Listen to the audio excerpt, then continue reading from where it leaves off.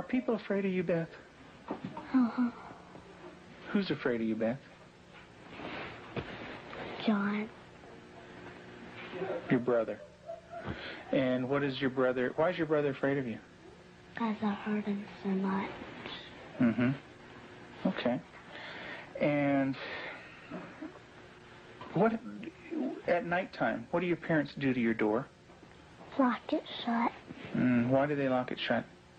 Because they don't want me to hurt John. Right.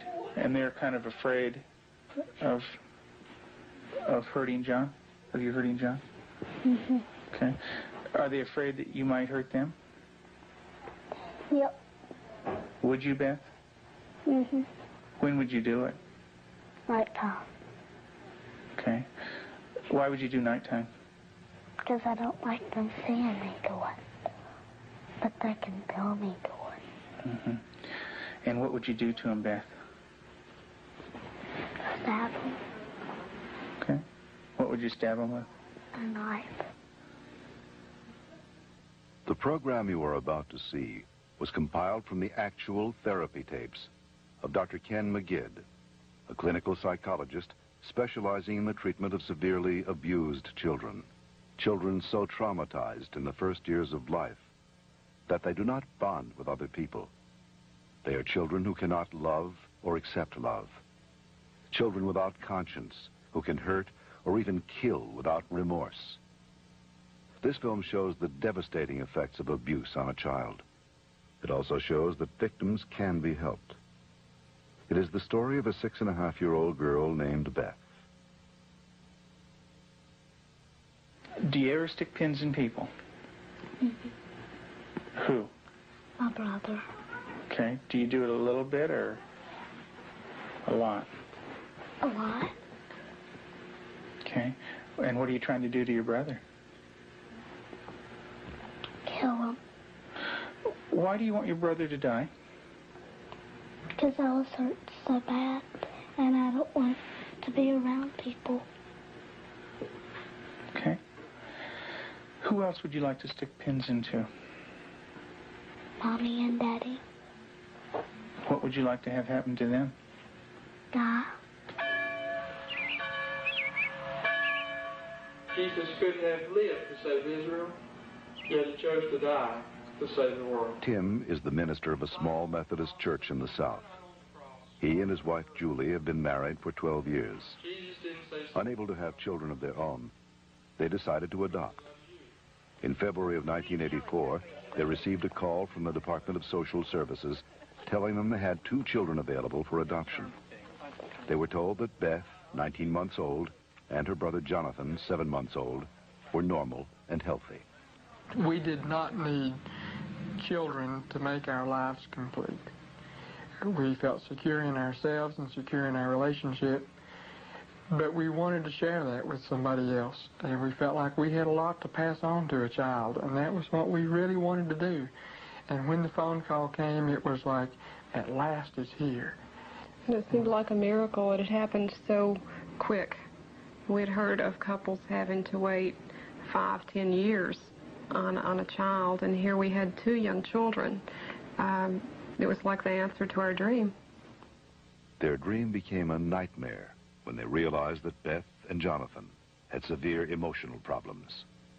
We had the kids with us, Beth and her younger brother John, for probably a couple of months until we began to learn something about their background and their past.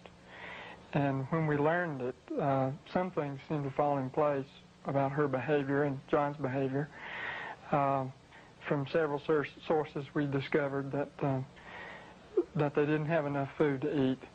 That perhaps even Beth went all day maybe with just a box of Kix cereal. John himself was found in a bassinet with little patches of urine all over it and a dirty diaper and a couple of bottles at his feet that had curdled milk, and the back of his head was completely flat. The front of his head had bulged out, and at 7 months he couldn't raise his head, couldn't roll over. He was just had no stimulation, and we we think perhaps that had happened to Beth, and it wasn't very long until she began showing some signs of perhaps even some abuse. There was a nightmare that she had, and the nightmare was about a man who was falling on her and hurting her with a part of himself. Tell me about your birth father. What was that nightmare like?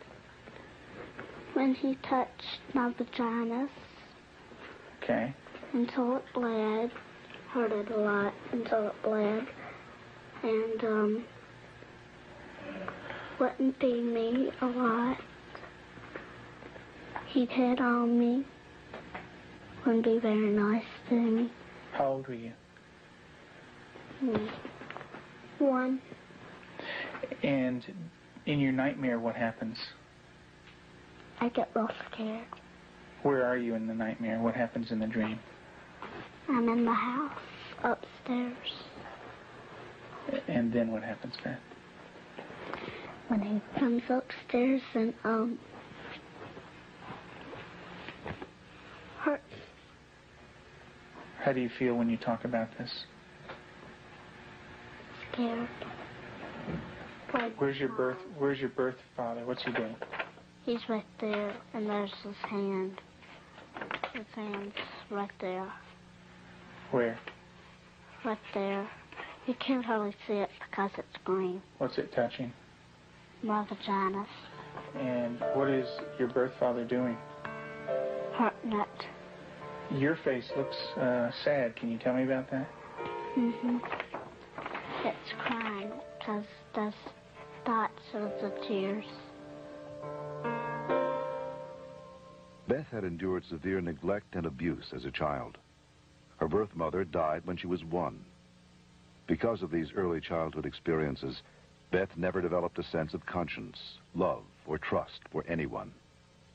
The early sexual abuse by her birth father would cause her to exhibit inappropriate sexual behavior, especially toward her brother. Does your brother have private parts?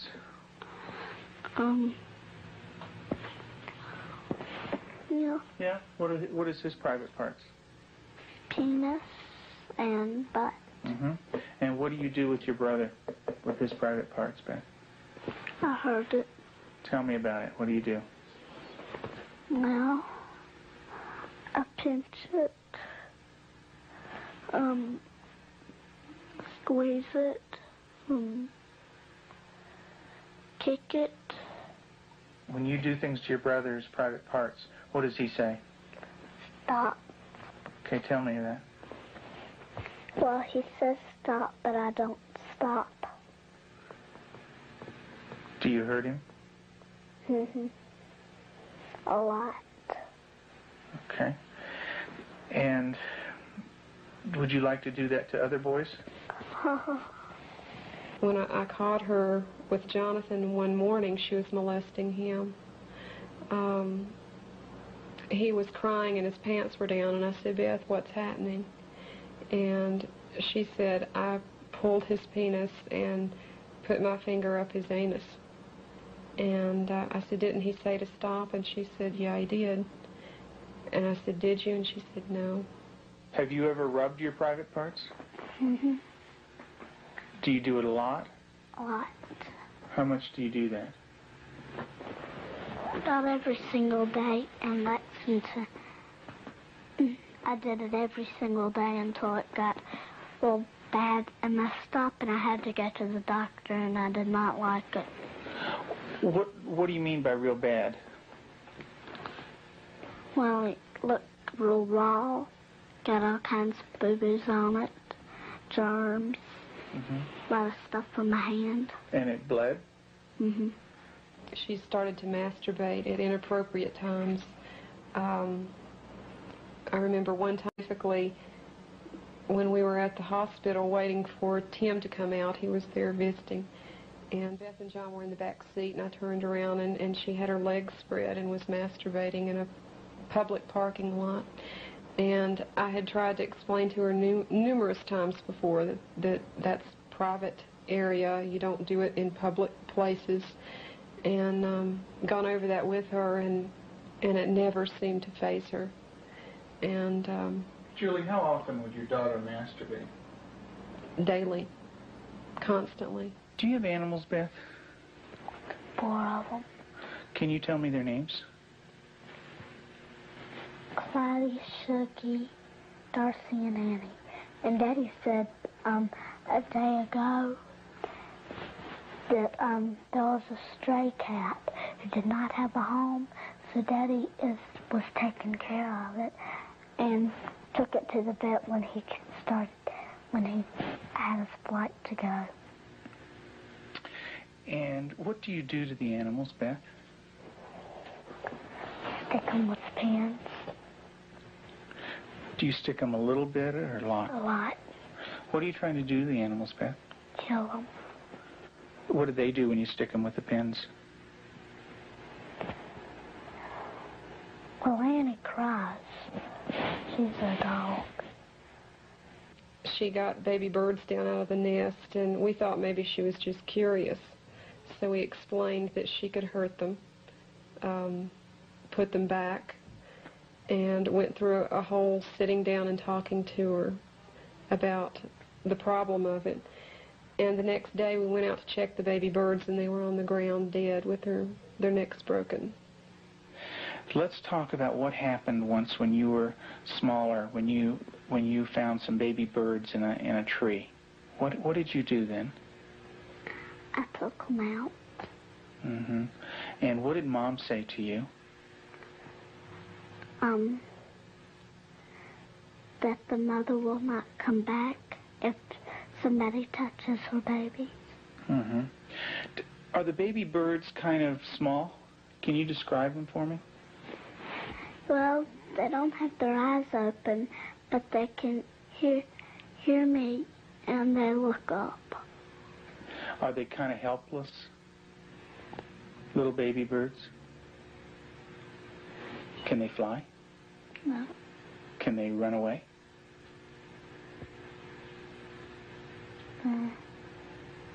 Yes. They can? Are they easy to catch or hard to catch? Hard. Yeah. Well, it's hard to remember. With the baby birds, what did you do? Took them out of the tree. And what did you do with them? Played around too rough. Also, when at the end, I picked it up and I thought it was Dad, and I came to say, Mommy, is this bird dead? And she said, she called Daddy and said, Tim, and Daddy came and, I think I remember that they said yes. Mm-hmm. And so did the little baby birds die? I don't know. You don't remember? I just remember that I think I remember that Mommy and Daddy said the last bird we got was dead. Mm-hmm. Do you know what Mom said to me? She said that all of them were dead. Did you squeeze them? Did Baby Beth squeeze them? You're doing a good job, honey. Go ahead and tell me what happened. I squeezed them. And what happened? They died. But this kind of aggression at our animals, and even at our brother Jonathan, was beginning to grow to such an excess that our life was miserable at home. John would cry in the mornings and say his stomach hurt. For the longest time, we thought maybe this child has some problem with his intestinal area, or maybe he has allergies, and so we tried to get all that checked out. Come to find out, Beth was coming out of her room and hitting him in the stomach. And so as a last resort, just to protect him, we had to tie our door shut. So I guess for the last 3 or 4 months now, we've had to tie her in at night, sort of barricade her. The repercussions of Beth's tragic childhood led to uncontrollable rage. Despite the love and nurturing of her adoptive parents, she took this rage out on herself, on her brother, and on them. Her acts of violence became more and more cruel and frightening. Well, I noticed several, like paring knives in the kitchen, missing. And my first thought was Beth. And I felt a little guilty about it at first. I thought, nah. But I really didn't even mention it to her. They had been gone several weeks. She was sitting at the table drawing and mentioned to me, "What do those knives look like that are gone, Mom?" And I said, "What knives, Beth?" And she said, "Weren't they kind of silver and about this big?" And I knew then, and then this little smile that's not a sweet smile, but a malicious type of smile. And I knew then, I thought, she's got them. Tell me about the knives. Where did you get them? From the drawer.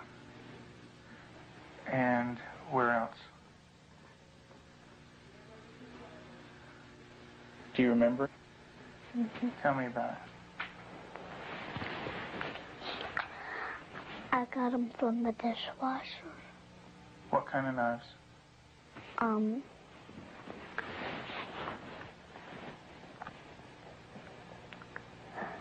Big sharp ones. And what do you want to do with those knives? Kill John and Mommy with them, and Daddy. And when Mommy asks you about where the knives are, what do you say? I don't know where they are. What did you think she might do with the knives? My first thought was Jonathan. And the reason we thought that was that she had, by this time, she had tried to kill John on several occasions and openly admitted that. In the basement, she was hitting his head against a cement floor. I heard his screams and ran down and had to literally pull her hands off, and she looked wild-eyed. Did you get real mad at him? Did you hit his head real hard? Tell me about it. How many times did you do it? A lot? Mm-hmm. What was the floor like? Cement. And what happened to your brother? Tell me about it. His head hurt real bad, but his chin, he had to have stitches in it. Could you stop? Use your words, Beth. No. Okay. What was your brother doing when you were doing this? Playing with the toys. Okay. Was he asking you to stop when you were doing it? What was he saying? He said, "Beth, stop." And what did you do? I didn't stop. I just kept on hurting him. What were you thinking when you were doing that? Thinking of killing him. How did you stop? What made you stop? When I heard Peter walking across the kitchen. Mm-hmm. It made me stop because I thought Mommy and Daddy were coming. Okay. Did Mommy come? What did she do? She sent me to my room. Okay.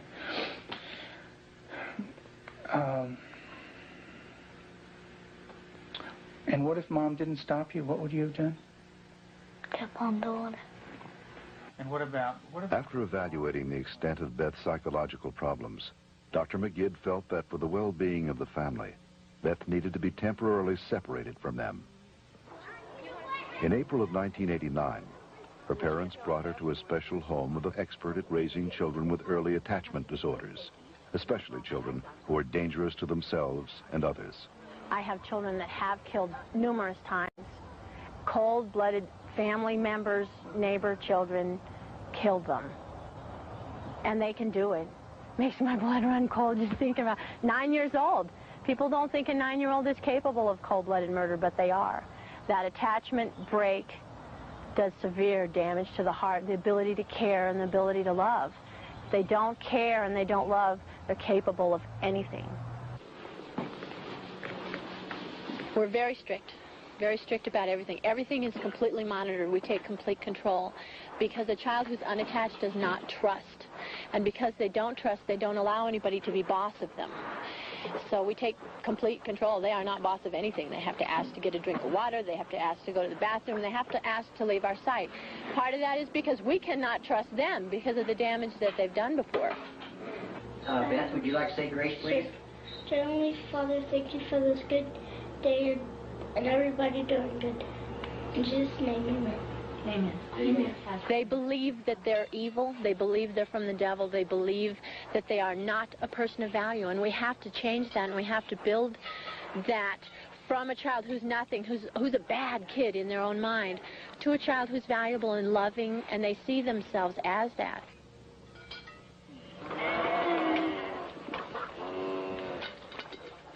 You don't have to bite this. When they do a chore well, we can say, you did a good job, you're a good worker. And then it just builds that self-esteem little by little so that they change the way that they see themselves.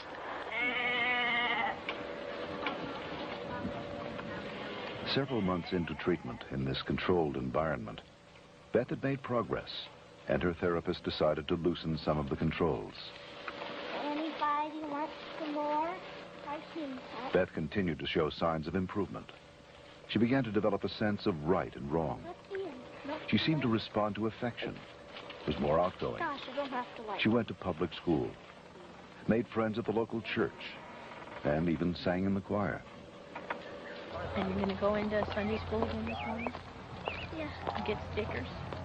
Maybe you could put one on your nose. In the years you made it clear that the time of Christ was near, though the people couldn't see what Messiah ought to be. Though your word contained the plan, they just could not understand. That's Elijah. Mm-hmm. Yeah, it's a beard. See his beard. There's his nose, and that's his... Oh, I see. Yeah, see his beard is kind of flowing in the wind and everything. Elijah taken up into heaven, the fiery chariot. Huh? Well, that's Elisha. That's the other prophet that took Elijah's place. And he was left, and there's Elijah, you know. And he learned about sheep, and the Lord is my shepherd. Mm-hmm. March 3rd, you just got that yesterday, huh?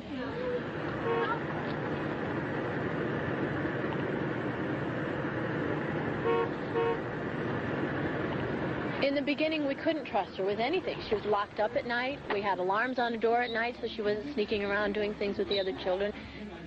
We don't worry about that anymore. There's no alarm on her door at night now. She sleeps in the same room with my own daughter, and I trust her that much. She brushes the dogs, and I trust her that much. Because she has earned that trust. She's learned it. She has a heart, and she has a love inside, and she feels bad when she does something now. In the past, because she didn't have a conscience, she didn't feel anything when she did something bad. There was just no feeling there. And now she does feel bad, and it shows in her face. I believe that Beth can make it. She's got a really bright mind. She's got a good heart now, which has done a lot of healing. She's got a really super set of parents. They're powerful, they're knowledgeable, they're motivated. She's done a lot of good work with you in therapy, with Cannell and with myself. She wants to heal, and that's the #1 key. And she wants to heal because she has a family that really cares about her, and she wants to be with them. Do you know where that anger came from? That's when my birth dad hurt me. I had it all inside, and I remembered it, and I started doing it. And what did that do when it was inside you? It made me want to hurt people really bad. And who did you hurt? My brother, my mom and dad, and animals. And animals. Who did it hurt the most? My brother. Who did it hurt the most? Me. Why don't you tell me that? It hurt. It hurt me the most. How did it hurt you the most? Because when I hurt other people, I'm hurting my good self. How do you feel right now, Beth?